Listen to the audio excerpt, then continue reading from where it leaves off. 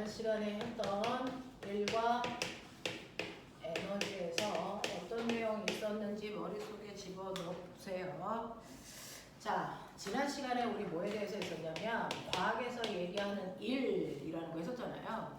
과학에서 얘기하는 일이라는 건 어떤 대상인 물체가 반드시 있어야 되고 그 물체한테 힘을 줘서 힘을 준 방향으로 물체를 이동시켰을 때 우리가 일했다 이렇게 표현합니다. 그렇죠? 그래서 일은 물체에 힘을 주어 힘준 방향으로 뭐 시키는 거냐면 이동시켰을 때 우리가 일했다라고 표현하고요. 이때 한 일의 양은 여러분들이 알고 있는 것처럼 한 일은 내가 준 힘에다가 밀고 간 거리를 곱한값이야 라고 표현을 했습니다. 그래서 내가 준 힘이 10N이 밀고 간 거리가 2m니까 내가 한 일이 20줄이야 이렇게 표현을 했죠. 근데 이러한 일에도 뭐가 있냐면 여러분들이 알고 있는 것처럼 일은 물체에다 힘을 줘서 힘을 준 방향으로 물체를 이동시키는 건데 사람은 이러한 일을 무한대로 할 수 있냐? 아니다. 왜? 사실은 일할 수 있는 능력이라는 게 한정되어 있는데 그걸 우리가 에너지라고 해. 그래서 내가 가지고 있는 에너지만큼만 이룰 수 있어. 기억나? 자, 그 중에서 만약에 여러분들이 처음 가지고 있었던 에너지가 100이라면 나는 100만큼의 일을 할 수 있는데 그 중에서 저는 중간에 일을 했어요. 얼마만큼 일을 했냐면 40만큼 일을 했기 때문에 제가 가지고 있는 나중 에너지가 얼마냐면 60이에요 라고 얘기를 해서 여러분들이 느끼는 건 뭐냐면 어떤 일은 에너지를 감소시키는 일이라는 게 존재한다라는 겁니다. 그죠? 자, 그런가 하면 요번에는 처음에 에너지가 이제 60 됐어요. 근데 요번에는 일을 한 게 아니고 누구로부터 일을 받았습니다. 얼마? 20만큼. 그랬더니 저의 나중 에너지가 80 됐습니다. 라고 한다면 이때는 에너지를 증가시키는 일을 내가 받았다는 겁니다.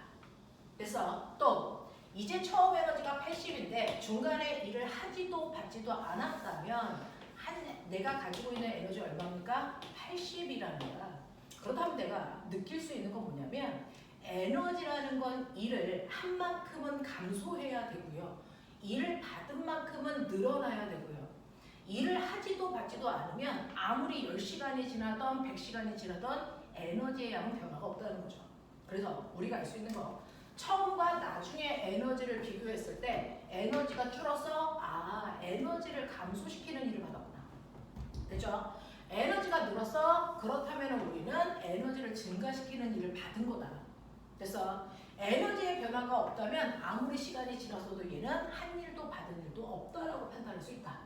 되겠어? 그러면 이때 중요한 건 뭐냐면 이러한 에너지를 감소시킬 수 있는 마이너스라는 일의 정체는 뭐고 에너지를 증가시키는 플러스의 일이 뭔데 이만큼 에너지가 늘고 줄어 라는 겁니다. 자, 우리는 그래서 중학교 때 하고는 다른 이러한 일 중에서도 일의 종류라는 걸 여러분들이 머릿속에 넣으셔야 되는데 이 일의 종류는요. 에너지를 증가시키는 일과 에너지를 감소시키는 일의 관점으로 보셔야 됩니다. 그 중에서 물체가요. 여기에 가라는 위치에 있었던 아이가 나라는 위치인 2m 지난 물까지 볼 때요. 사람은 10N의 힘을 주고 있고요. 이 힘이 사람이 준 힘만 작용하는 게 아니고요. 운동 방향과 반대 방향으로 마찰력이라는 힘도 작용하고 있고요. 그리고 지구가 주고 있는 중력이라는 힘도 받고 있고 중력이 작용해서 물체가 땅을 누르는 만큼 반작용으로 땅이 물체를 밀어 올리는 힘, 뭐지만 수직항력도 작용하고 있습니다. 바닥면이 물체를 90도 방향으로 밀어 올리는 걸 수직항력이라고 합니다. 그래서 이렇게 다양한 힘들이 작용하기 때문에 힘이 한 일이 존재합니다. 그중 여러분들이 알고 있는 것처럼 사람이 준 힘이 한 일도 있을 거고요. 바닥면이 작용하는 마찰이 한 일도 있을 거고요. 지구에 작용하는 중력이 한 일도 있을 거고요. 그 다음에 알짜림이 한 일도 존재할 겁니다.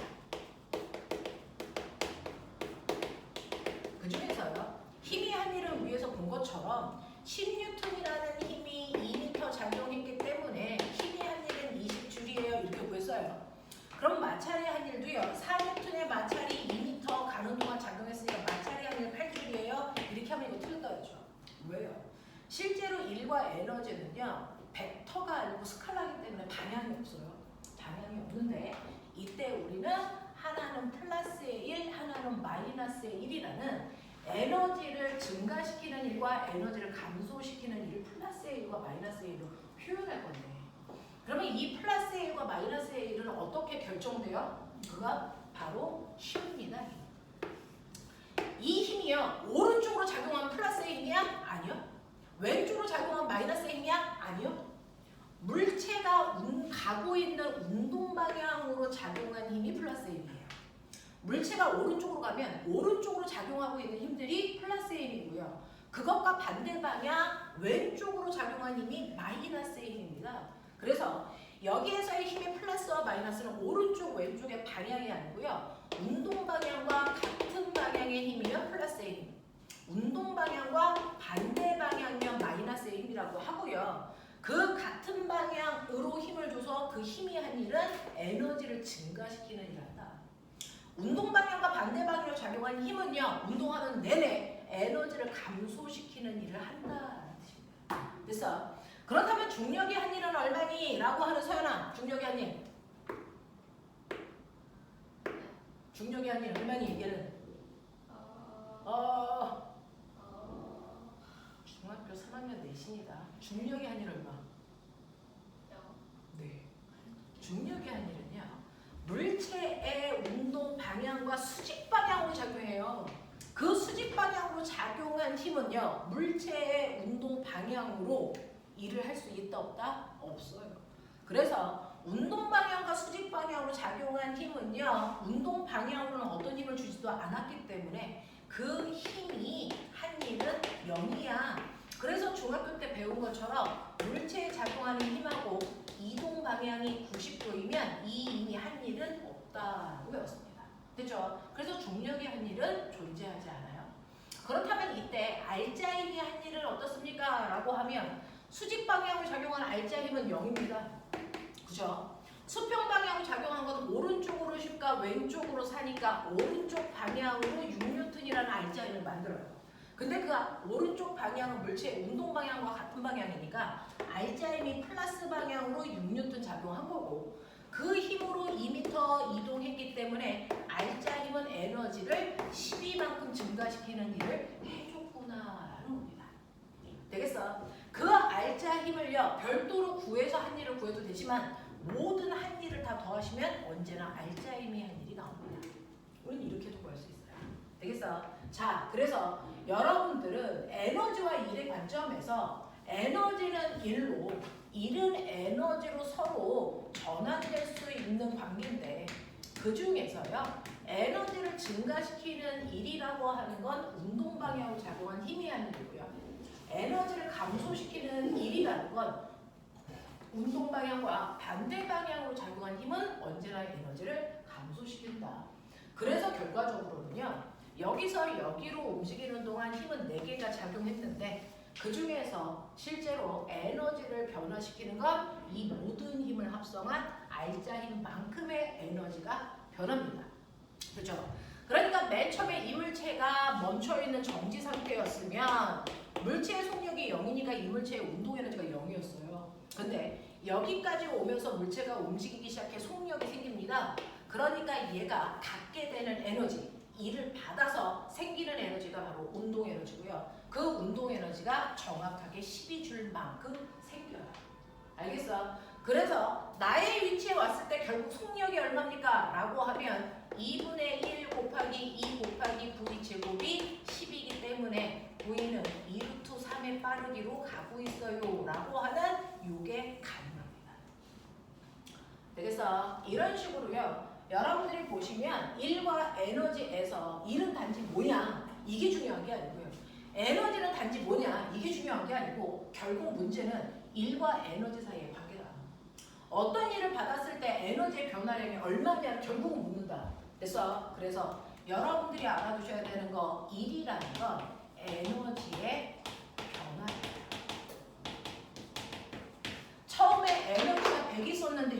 됐어? 에너지가 40만큼 줄었네. 그쵸? 그건 왜 그렇습니까? 운동 방향과 반대 방향으로 일을 40만큼 받았기 때문에. 됐어? 처음에 에너지가 60이었는데 나중에 에너지가 80 됐어. 에너지가 20 늘었죠. 그건 에너지를 증가시키는 플러스 방향의 힘을 받아서 20만큼의 일을 받았기 때문에. 되겠냐? 이 물체에 에너지의 변화가 없어. 그러면 얘는 운동하는 내내 됐어. 어떤 힘도 받지 않았기 때문에 에너지의 변화가 없네요. 라는 뜻입니다. 됐죠? 그래서 일과 에너지 사이의 관계 봐라. 그중 일이라고 하는 건 에너지를 변화시키는 주체인데 그러면 어떤 일이 어떤 에너지를 변화시키냐? 이거 정해져 있어요. 랜덤이 아니고.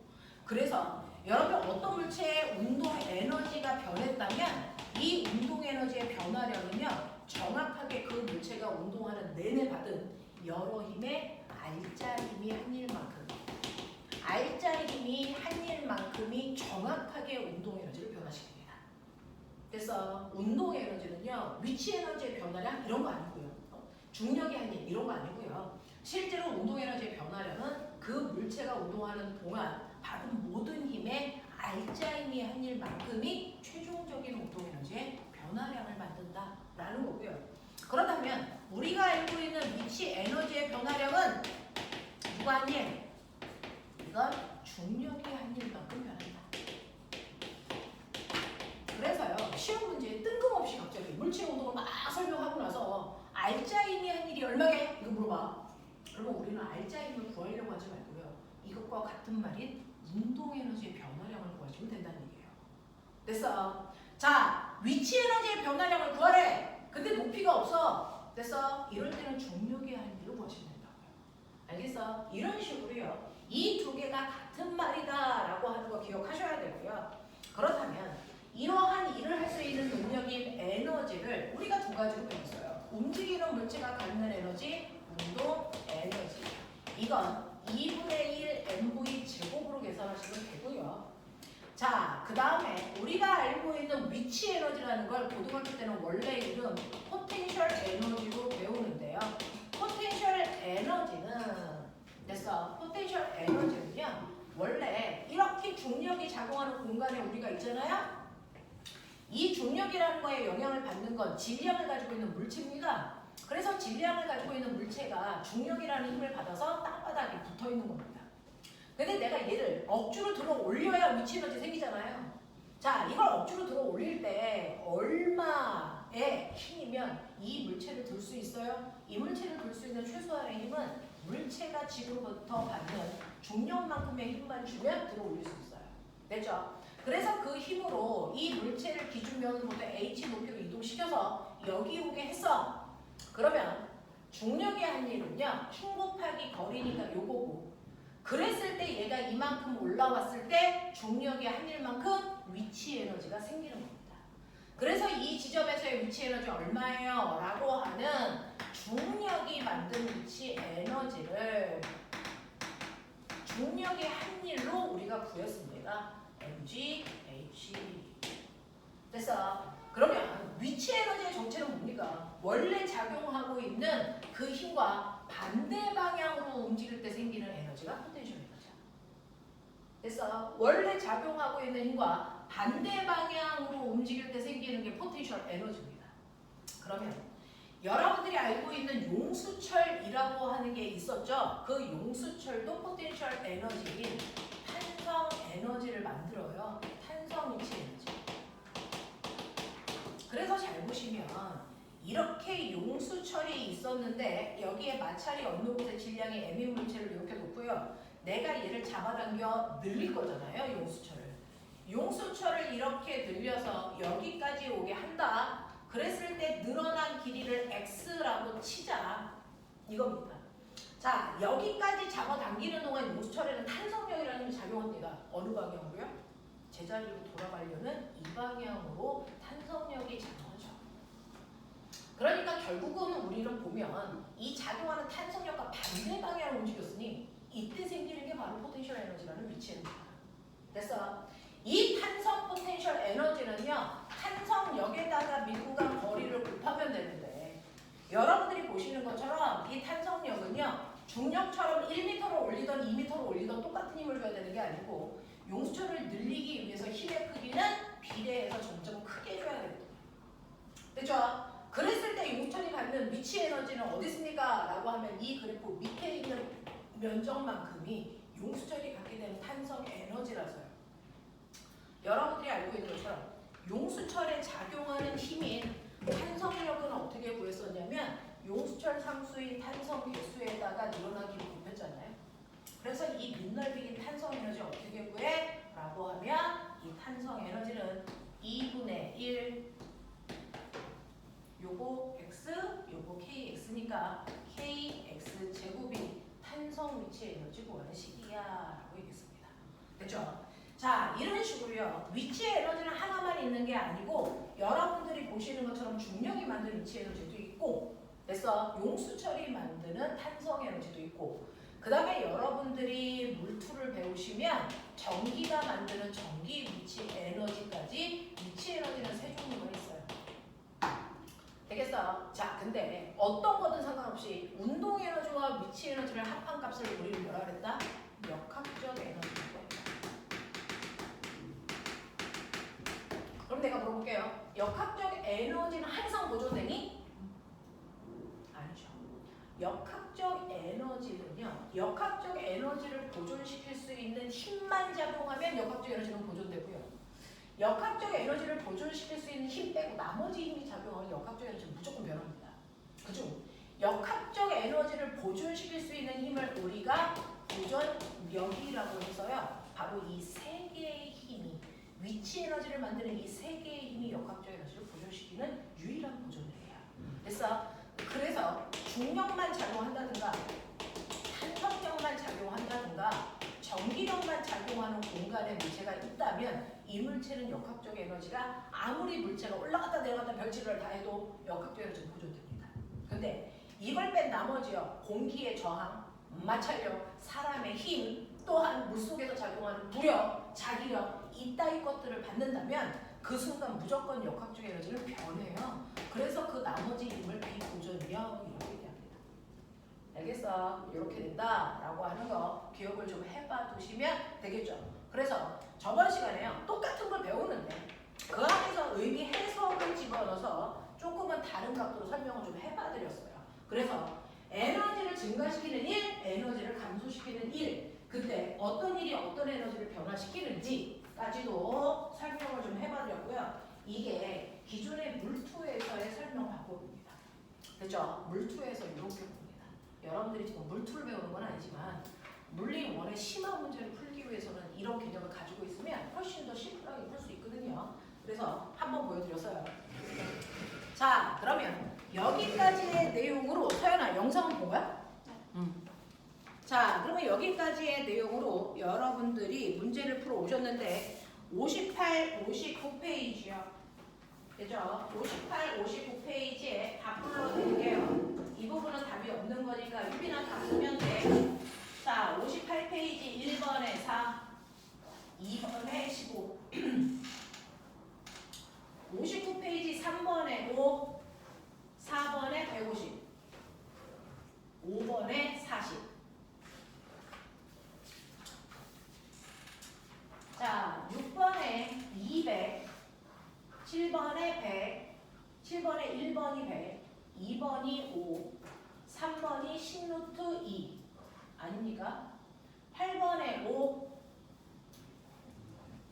61페이지 9번에 90, 10번에 1번이 바로 저거 2분의 1 kx 제곱인데 여기서 늘어난 길이를 a라고 했으니까 2분의 1 ka 제곱이라고 하셔야 되고요. 역학적 에너지는요. 여기에서요. 보존될까라고 했었거든요. 자, 얘는 보존되지 않습니다. 왜? 용수철이 왔다리 갔다리 했다가 멈췄다 그래서 탄성 에너지가 없어진 거거든요. 자, 그럼 그 다음에 3번은 2분의 3 ka 제곱으로 쓰셔야 돼요. 2분의 3 ka 제곱. 자, 62페이지 11번이요. 자, 11번은 x분의 mg. 11번의 2번은 2분의 1 mgx. 12번의 1번은 3h. 2번에 3mgh, 3번에 2 루트 2gh, 2 루트 2gh. 자, 13번 순서대로 x동 x, x. 14번에 1 이렇게 돼요. 15번이요. 15번에 5, 16번에 50, 17번에 에너지 보존 법칙. 됐어. 자, 그 다음에 65페이지죠. 이것도 답이 없었죠, 여기. 맞아? 65페이지요. 호진쌤이 자꾸 답을 안 따라가지고.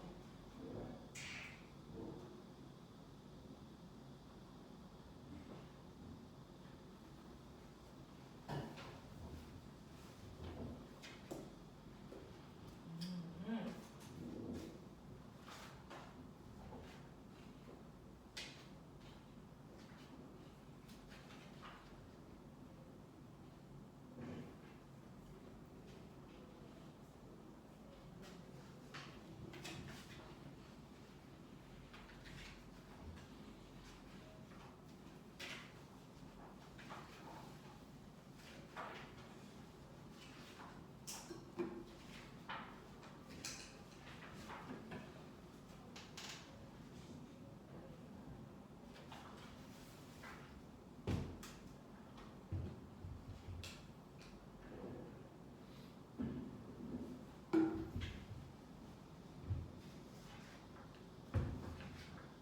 네, 1번부터 볼게요. 1번에 5, 2번에 4, 3번에 4, 4번에 5. 그리고요. 마지막 1번에 5, 2번에 1. 이렇게 됩니다. 뒤에 있는 문제는 수능에서의 시험 문제가 좀 어려울 수 있을 것 같고요. 자, 틀린 거 확인 좀 할게요. 자, 3번 드릴 테니까 틀린 문제 쭉 푸시고 그 중에서 질문할 거 지금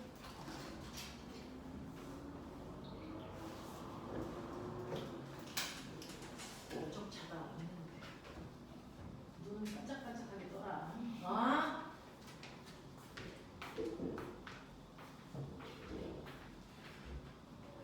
문제 난이도야. 수능 문제, 이해, 천천히 풀어보는. 그리고 항상 저는 지금 앞부분 일주일에 한 단원씩 풀어가지고 네. 그리고 3주밖에 안 했어요. 그냥 앞부분 풀어가지고 오시면 요거 돌림 부분을 내가 하이파이브 못 배우니까 이거 영상 따라와. 다음 주 때까지는 일단 풀어봐. 그래서 이 문제는요, 이렇게 답이 밑에 있는 것들을 보고 구체적으로 보면 답이 없는 것들을 가지고 오시면 지금 정답. 그래서 항상 한 30분을 찍어서 끝나고 하는 거. 네. 그러면은 다른 학생들이 없어요. 이제부터 필요하지. 이거 나오는 것도 있고 이제 빨리 그리고 저 이거 확인해.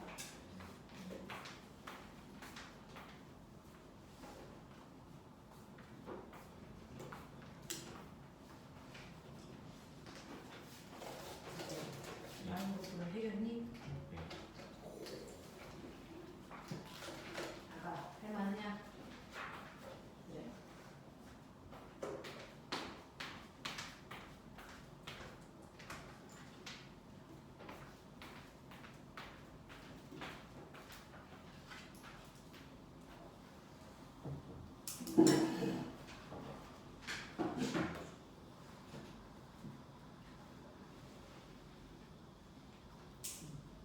아까 한 것처럼 물체가 물체에 정지되어 있어? 운동력이 있어 없어?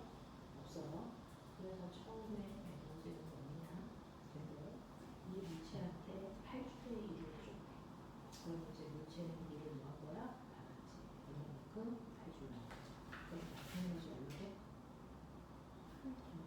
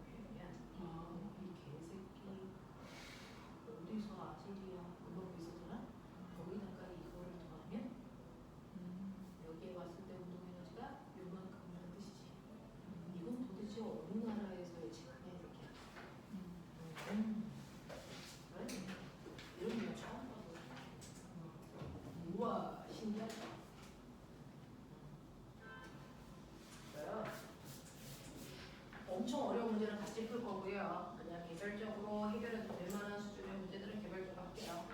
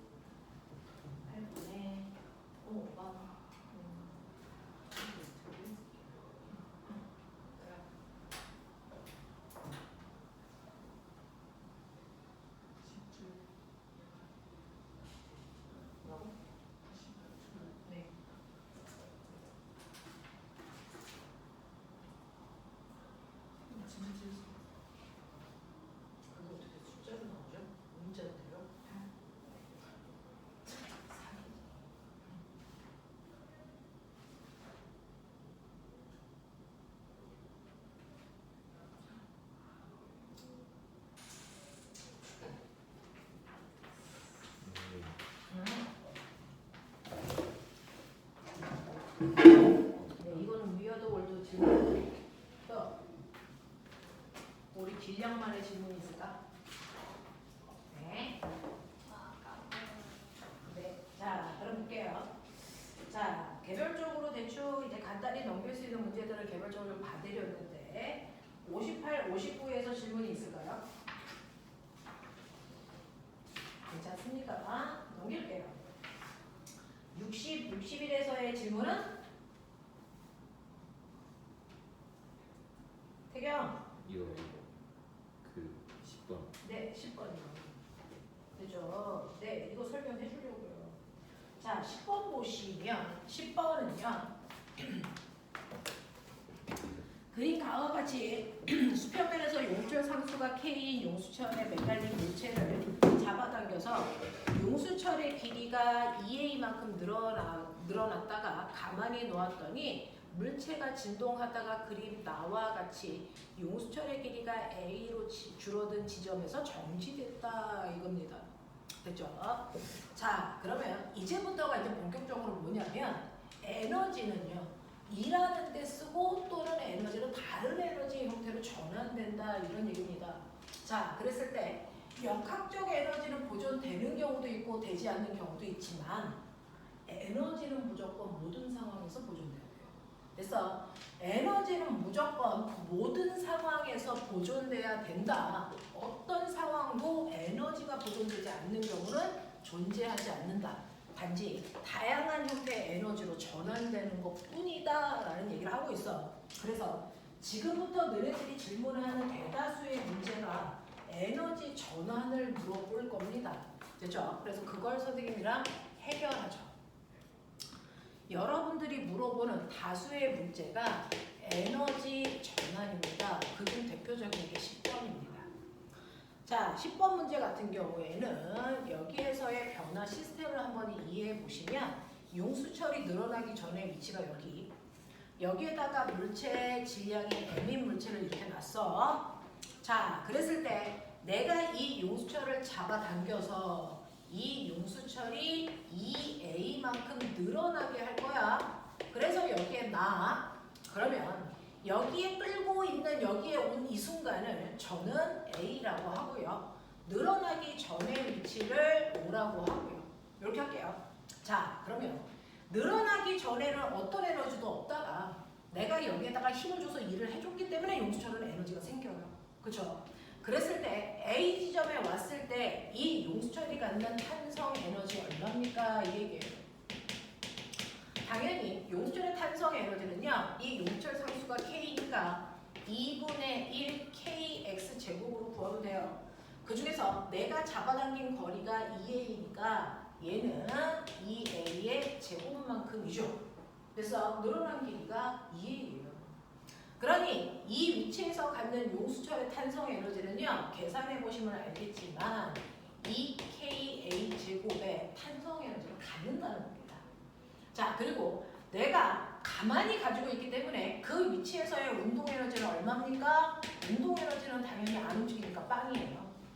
그러니 이걸 합한 역학적 에너지 얼마야? 당연히 역학적 에너지 2KA 제곱만큼을 가져야 돼요. 됐죠? 자, 근데 내가 손을 놓으면 얘는 탄성력이 이 방향으로 작용하니까 얘가 훅 하고 갑니다. 그죠? 마찰이 없다면 탄성력이 보존되는 거거든요. 역학적 에너지 보존되는 거거든요. 그러니 마찰이 없는 구간을 이 문제랑 상관없이 마찰이 없는 구간을 생각을 해보시면 내가 이렇게 잡아당겼다가 얘가 여기 가운데인 지점, 다시 말해서 A만 늘어나 있는 이 지점을 우린 P라고 하죠. P라는 지점에 온 순간 얘 탄성 에너지는 얼마입니까? 라고 물어봐요. 자, P라는 지점에 와도 마찰이 존재하지 않으니까 얘는 역학적 에너지가 2KA 제곱만큼이어야 되고 탄성 에너지는요 2분의 1K 늘어난 길이는 A만 남았으니까 A 제곱이죠. 그래서 얘는 탄성 에너지가 2KA 제곱만큼만 있어. 그럼에도 불구하고 마찰이 없어 역학적 에너지가 보존돼야 되니까 저 순간 뭐가 생긴다고요? 끌고 가면서 운동 에너지가 생깁니다. 얼마만큼의 운동 에너지 생겨요? 라고 하면 여기에 탄성 에너지와 운동 에너지를 합한 값이 역학적 에너지가 돼야 되니까 2분의 3K A 제곱만큼의 역학적 에너지 갖춰야 돼요. 됐죠? 자, 그랬다가 얘가 원래인 5지점을 지나가면 됐죠? 5지점에 왔을 때는 이제 욕줄이 하나도 안 일어났으니까 탄성 에너지 빵입니다. 그럼에도 불구하고 마찰이 없어. 그 순간에 역학적 에너지가 보존되니까 2KA 제곱만큼의 역학적 에너지가 있어야 돼. 그러면 탄성 에너지 없는데 무슨 에너지 있어? 온전히 다 운동 에너지를 갖습니다.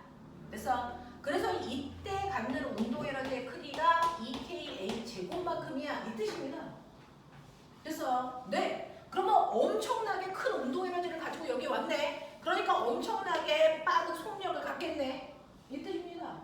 얼마만큼의 속력을 가질까? 라고 하면 2KA 제곱만큼이 운동 에너지니까 그 운동 에너지만큼을 갖겠죠. 그랬을 때 속력 얼마야? 라고 했으니 V로 정리하라는 얘기예요. 됐어? 네. 그래서 V로 정리하시면 V는 얼마입니까? 2 루트 N분의 K 나오겠네요. 그렇죠? 이만큼의 속력 가져요. 이렇게 써도 돼요. 알겠어? 네. 이렇게 됩니다. 그러면 여기에서 어마어마한 속력을 가지니까 이 순간 여기에 와서 원래 위치에 와서 멈출 수 있어 없어? 없어요. 그래서 반대편으로 더 간다 그랬죠. 어디까지 갑니까? 역학적 에너지가 보존되니까 처음에 늘어났을 때 생긴 탄성 에너지가 운동 에너지가 됐으니까 그 운동 에너지가 다시 반대편 탄성 에너지가 될 때까지 갑니다.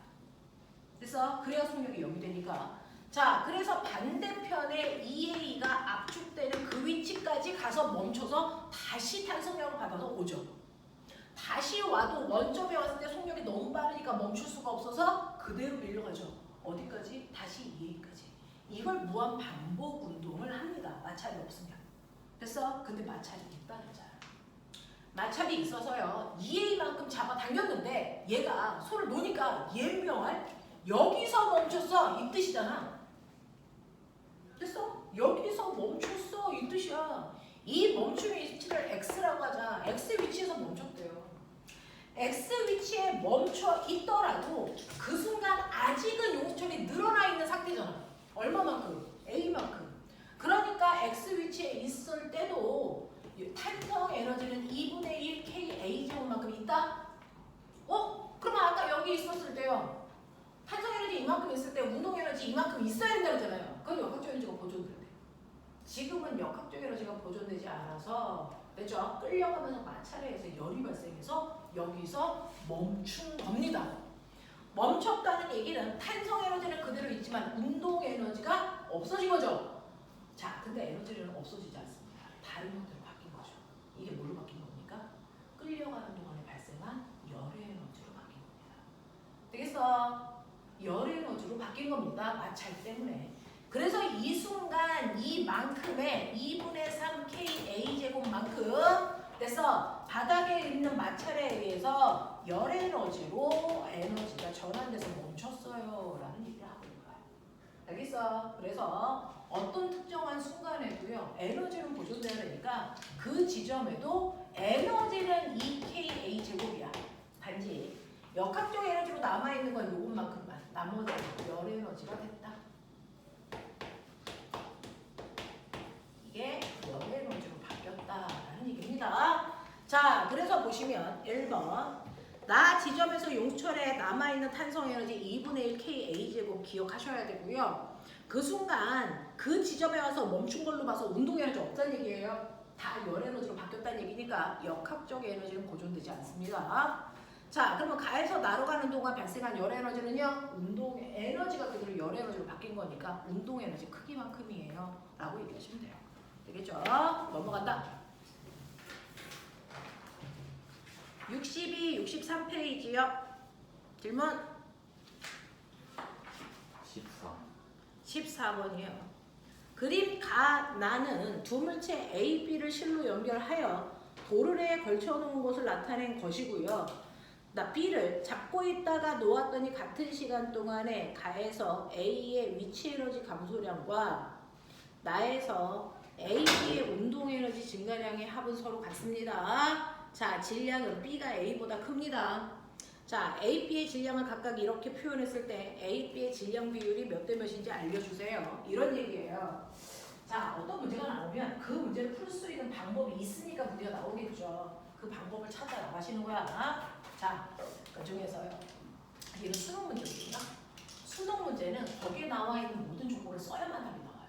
그럼 안 썼는데 답이 나오면 네가 좀 이상하게 풀고 있다라고 의심해 볼 만해. 자, 그 중에서 첫 번째 가는요, 이렇게 되어 있는 책상 위에 마찰이 없는데 여기에 고정도로를 이용해서 A라는 물체를 대롱대롱 매달아 놓고요, B라는 물체는 책상 위에 올라가 있어요. 그래서 손을 놓으면 당연히 얘가 집과 잡아당기는 A의 무게만큼 힘을 받아서 A가 내려가고 B가 끌려가는 그런 행위를 할 겁니다. 되겠죠? 자, 그런가 하면 여기에 고정도르래 있어요. 고정도르래 양쪽에도 A라는 물체와 B라는 물체를 매달아 놨어요. 그 중에서 뭐라고 했냐면 질량은 B가 더 크다 그랬으니까, 됐죠? 얘가 더 질량이 큰 거야. MA, MB. 그러면 당연히 무거운 쪽으로 내려가고 올라가겠죠. 그렇죠? 이런 일들이 발생할 거야. 자, 그랬을 때요, 같은 시간 동안에 A의 위치 에너지가 감소했다라고 하죠. 자, 위치 에너지 감소량과 나의 A, B의 운동 에너지 증가량의 합은 서로 같습니다라고 얘기했는데, 여기서 A의 위치 감소량이요, 나의 A와 B를 합한 운동 에너지 증가량과 같아요. 이런 얘기예요. 그게 힌트라고 준 거야. 되겠지? 자, 그러면요, 첫 번째 우리는 가하구나 차분차분하게 봐. 첫 번째 이거 우리 작용 반작용에서 선생님이 설명했던 레벨 3야. 기억나니? 자, 이 물체에서 알짜 힘이 얼마입니까? 라고 하는 알짜 힘은요, 대롱대롱 매달려 있는 물체의 무게가 알짜 힘.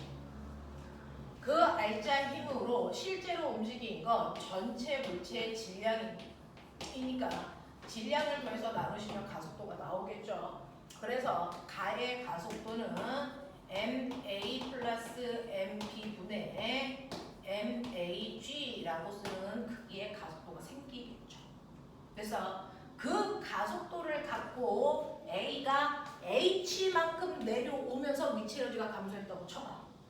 그래서 그러면 위치 에너지 감소량은요? 라고 얘기하시면 되겠죠. 그래서 당연히 위치 에너지의 감소량은 여러분들 M, A, G, H만큼 감소했어요. 그래서 네, 근데 얘는요, 이런 식으로 위치 에너지가 감소했을 때 그 감소한 양이요, 뭐랑 같냐면 A 반대편에 있는 A, B의 운동 에너지 증가량이랑 같다 그랬어요. 자, 그러면 여기서의 알짜임은 뭔데? 여기서의 알짜임은 네, 얘는 무거운 물체의 중력이 작용하고요, 가벼운 물체의 중력이 작용을 한다면 무거운 물체에서 가벼운 물체의 중력을 빼겠죠. 예를 들어 여기는 여러분들이 보시는 얼마라고 할까요? 3kg이고요. 여기는 2kg라고 치죠. 그러면 지구가 이쪽을 30N의 힘으로 잡아당기고 여기는 10N의 힘으로 잡아당기니까 알자 힘은 큰 힘에서 작은 힘을 뺀 20이야. 이거 얘기하는 거야. 그치? 자, 그러니까 알자 힘은 MBG에서 MAG를 뺀 만큼의 알자 힘이고 그걸 전체 질량인 MA 더하기 MB로 나눠야 가속도가 되겠죠. 맞아? 이렇게 됩니다. 그래서 여러분들 가속도랑 좀 보셨어요.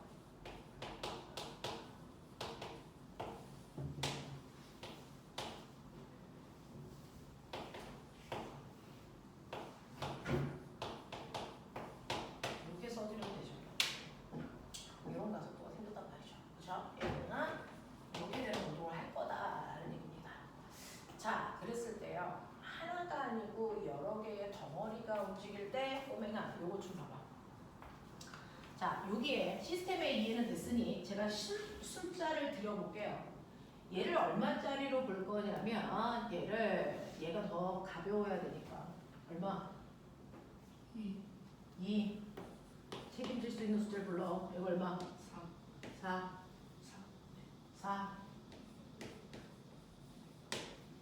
그러면 이때요. 첫 번째 가경우의 알짜힘은요. 얘의 무게라고 그랬으니까 알짜힘은 20N이야. 그 알짜힘을 질량으로 나누시면 가속도가 된다 그랬으니까 질량은 총 질량은 6kg. 저희 개새끼. 6으로 나누시면 얼마 나옵니까? 3분의 10 미터 퍼 세크 제곱. 제가 만든 숫자야. 나 아니야.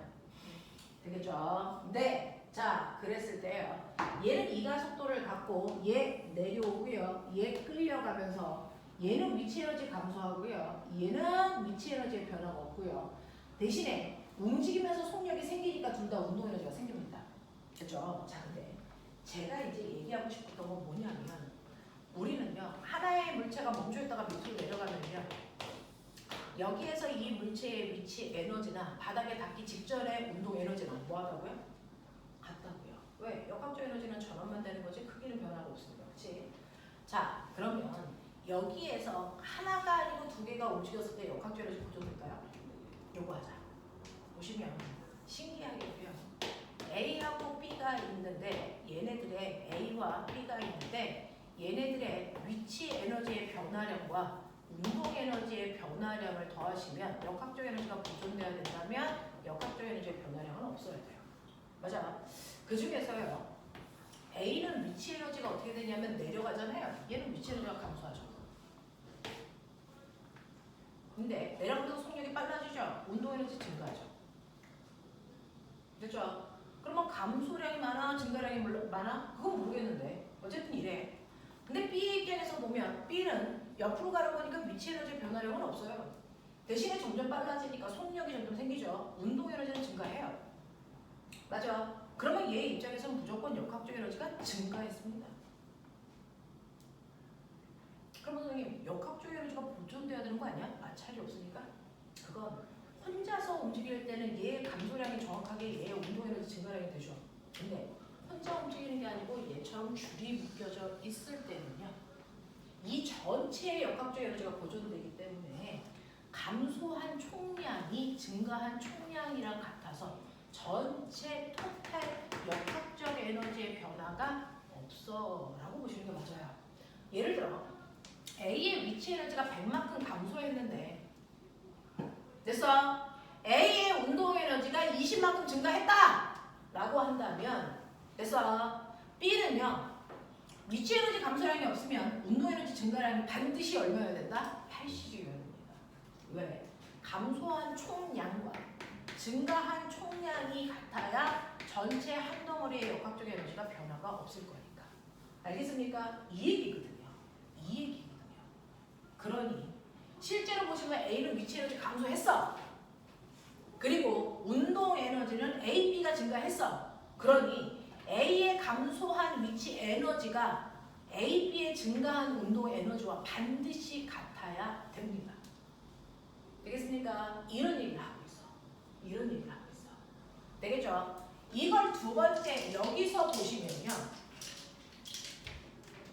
두 번째 나경우를 보시면 나경우에도 A와 B가 있고 전체 토탈을 볼 건데 여러분들이 보시는 위치 에너지의 변화량도 있고 운동 에너지의 변화량도 있고 역학적 에너지의 변화량도 있단 말이야. 이해? 그 중에서 A는요. B가 무거워서 내려가고 A는 올라가니까 A는 위치 에너지 증가, B는 감소. 그리고 둘 다 속력이 빨라지니까 둘 다 증가. 이거 뭐야? 됐어? 자, 그랬을 때요.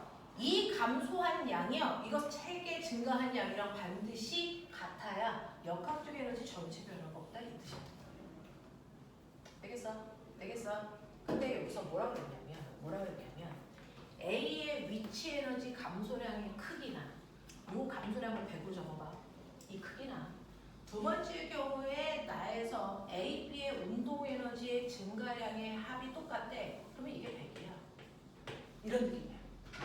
그래서 만약에 A에서의 위치 에너지의 감소량이 100이면 나에서는요 A, B의 운동량의 증가량을 합한 게 제 위치 에너지 감소량을 갖다 대잖아. 이거 100이야. 알겠어? 이걸 준 거야. 됐죠? 이걸 준 겁니다. 자, 그럼 이게 문제를 푸는데 무슨 영향을 주나? 라는 거죠. 자, 걸쳐놓고 잡고 있다가 A의 위치 에너지의 감소량과 나에서의 A, B의 운동 에너지의 증가량의 합은 서로 같았습니다. 질량은 얘가 더 큽니다. 이때 마찰이 없다고 했을 때 이거 가지고 A, B의 질량의 비율을 알 수 있습니까? 라고 하는 거예요.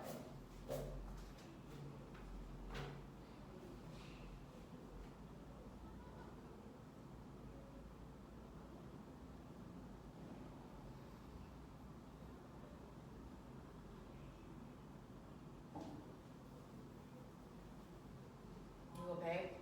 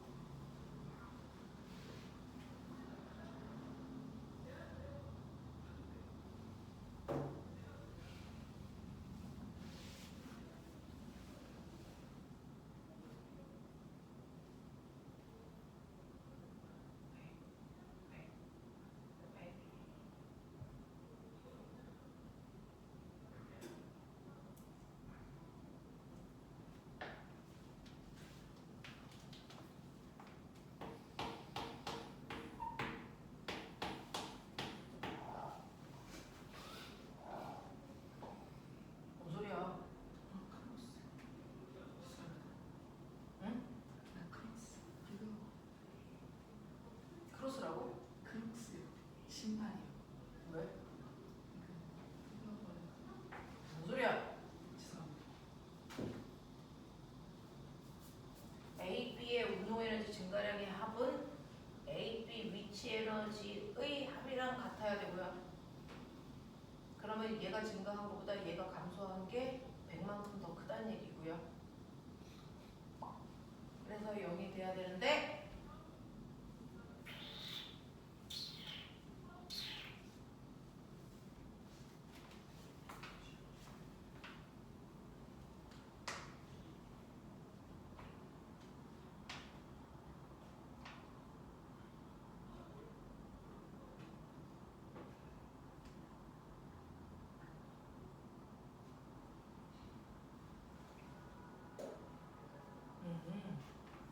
그럼 보면 봐봐. 이거 합해서 100이래.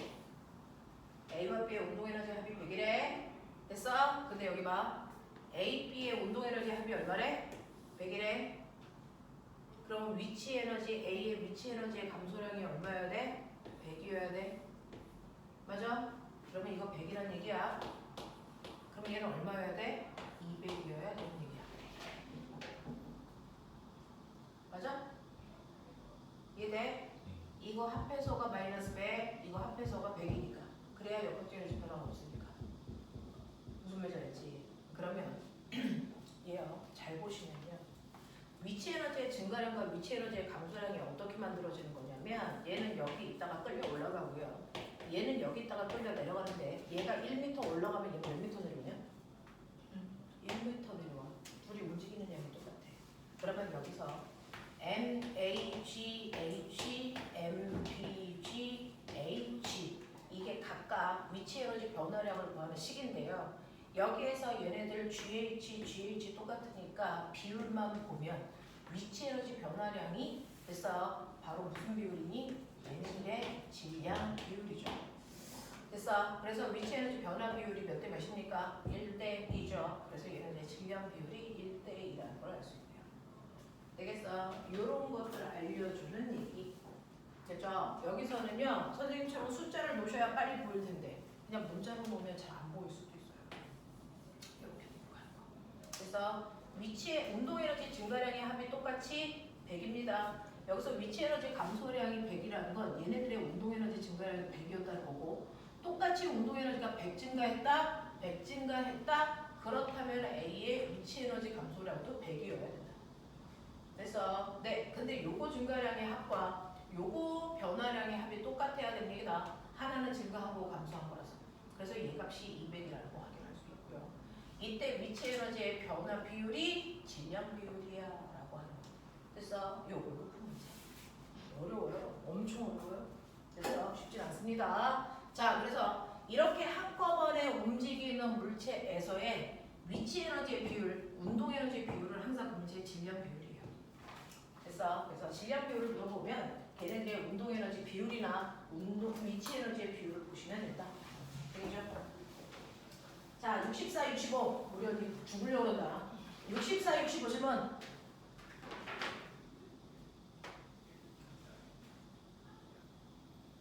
여기 괜찮아? 자, 66 질문. 여기는 못 풀었어. 여기는 못 풀었어요. 됐죠? 자, 여기는 조금 이따가 선생님이 같이 다 풀어드릴게요.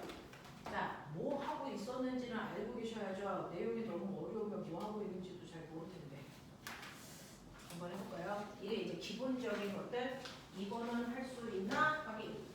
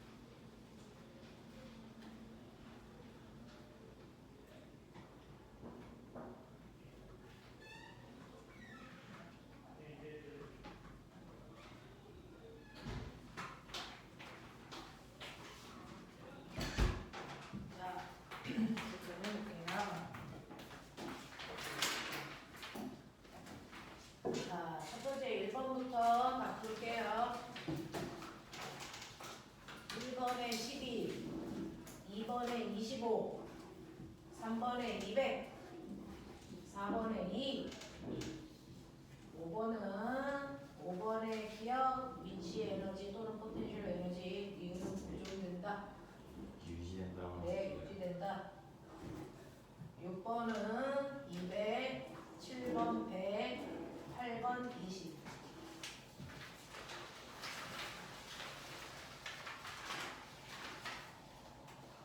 9번에 증가 0.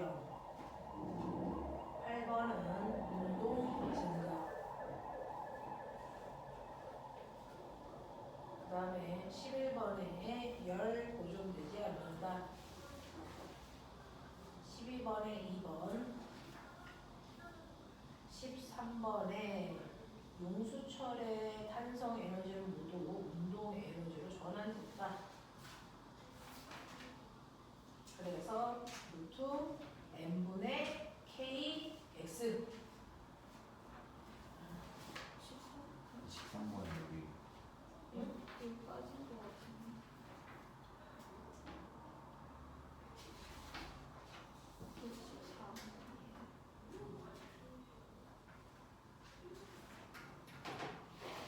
얘는 루트 2분의 3 루트 2분의 300 13번. 그 다음에 14번은 루트 n분의 kx. 그 다음에 15번에 5, 16번에 2, 17번에 2, 18번에 5, 19번에 5, 20번에 3. 이래. 자, 질문할 거 챙겨줘. 아니, 틀린 거 개수 세시고요. 질문할 거 확인하시고요.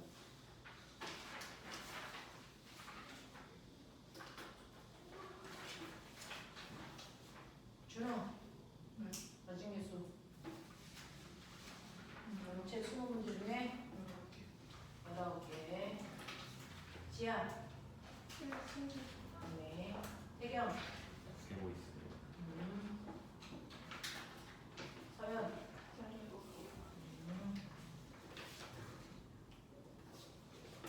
14개였어.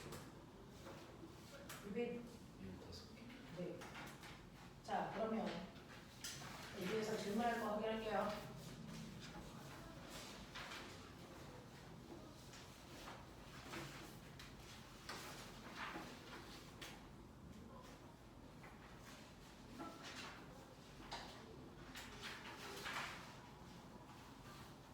지금이요. 14번이요. 그 지아야, 잠깐만. 지아야, 너 핸드폰 번호 010 5342에 어? 729 하나. 뭐라고? 뭐라고? 14번이에요. 14번에.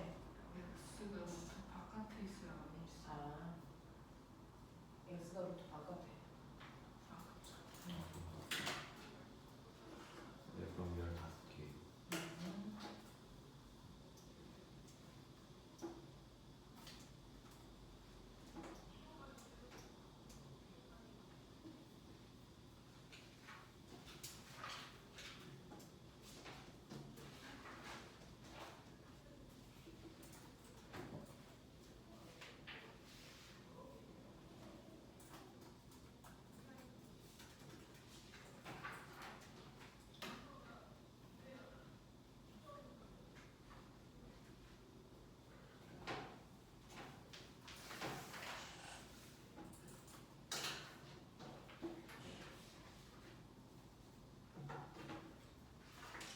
자, 질문마다 질문하고 잠깐 끊어줄게요. 1번부터 8번까지 중에서 제가 풀 거.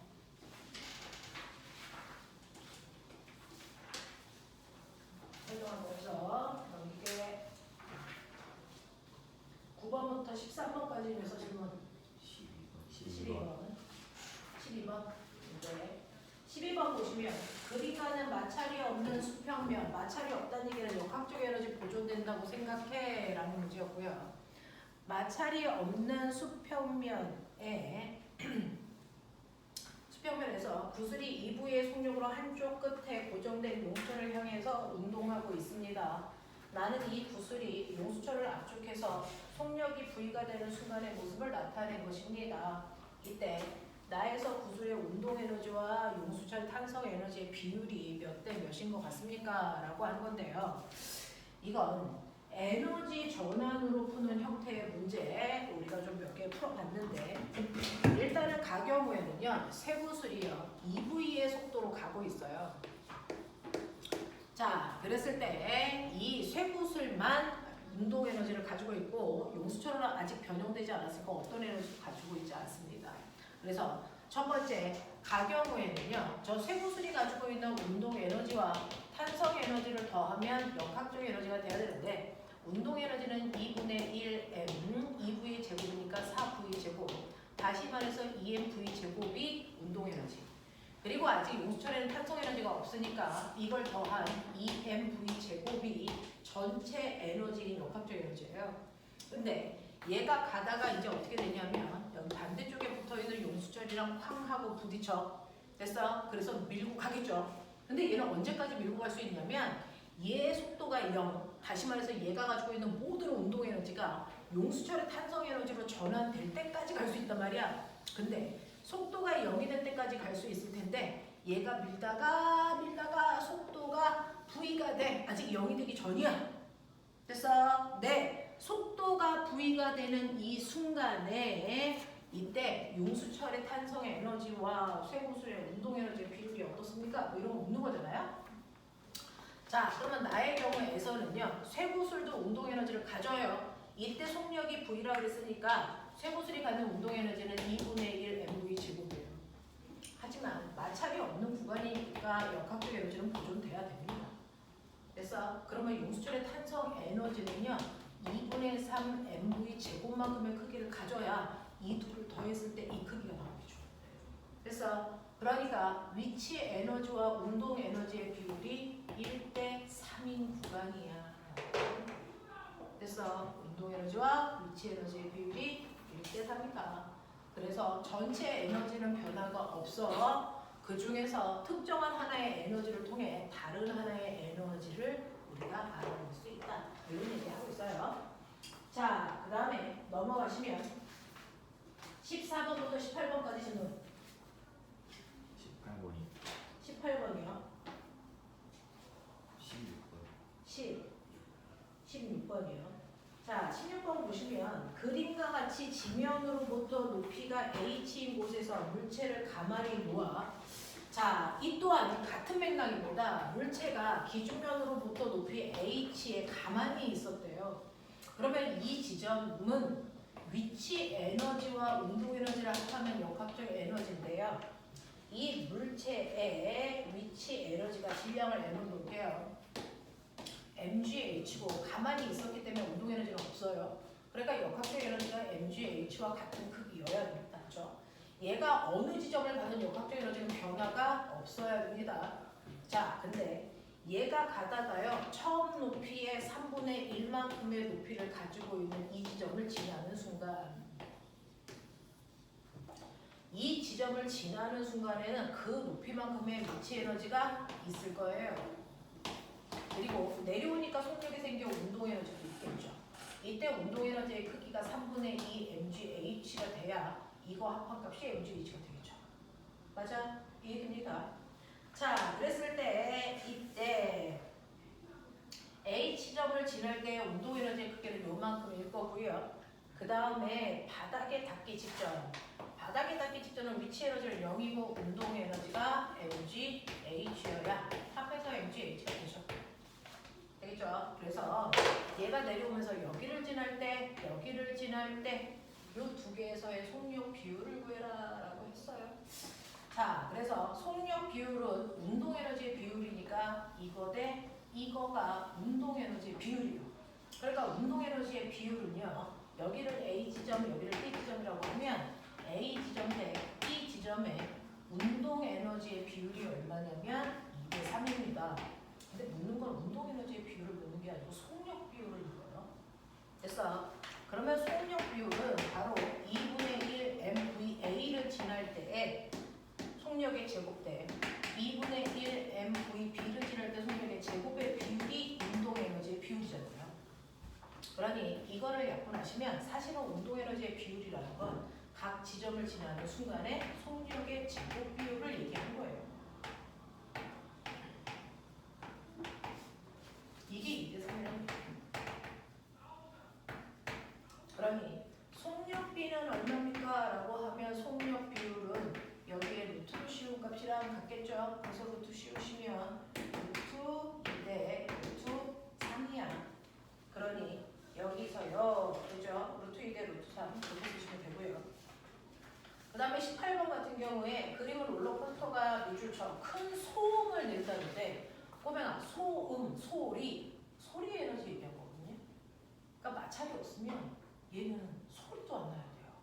그러니까 얘가 여기를 지나갈 때 이렇게 소리가 났다는 건 얘가 가지고 있는 에너지 중에 일부가 소리 에너지로 바뀌었다는 거예요. 알겠어? 네. 그러면 얘가 가지고 있는 역학적 에너지가 100이었는데 됐죠? 네. 소음이 발생했다는 얘기는 내려가면서 1번은 운동 에너지, 1번은 위치 에너지로 바뀌어도 여기에 또 뭐 소리 에너지까지를 합해서가 100이 돼야 되는 거잖아요. 그런 얘기 있어요. 그래서 역학적 에너지는 감소해야 한다. 라는 얘기입니다. 자, 마지막 19번, 20번.